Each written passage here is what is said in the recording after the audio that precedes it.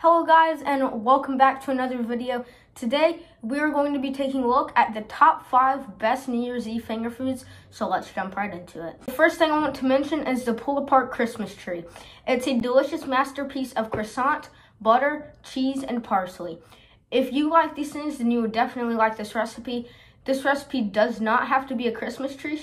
You can shape it into anything you desire. I have linked down in the description to it if you want to check it out. The second delicious food item is a cream cheese fruit dip. All you need for this recipe is 4 simple ingredients: cream cheese, marshmallow cream, thawed whipped topping, and finally, fresh fruit. I've had this dip for years and I really love this. So if you like dips or cream cheese, then you will really love this recipe. There's also a link down in the description to this recipe.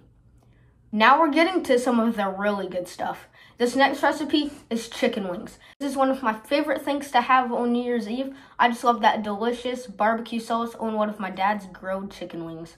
If you don't know how to cook chicken wings, then I have linked down in the description to tell you how to cook and prepare them. This next recipe, guys, is meatballs. These saucy, tangy balls of meat will make your mouth come out of your ears. They are really simple to make because all you need is a crock pot and a whole lot of ingredients. There are so many that I can't even count. If you like the sound of meatballs, then make sure to check out this recipe down in the description. The fifth and final recipe on my top 5 list is pigs in a blanket. This crispy, delicious meat-wrapped gift is made with 2 ingredients. If you like meat and croissants, then definitely make sure to check out this recipe down in the description. Thank you guys so much for watching. If you liked the video, make sure to like, subscribe, do all the good stuff.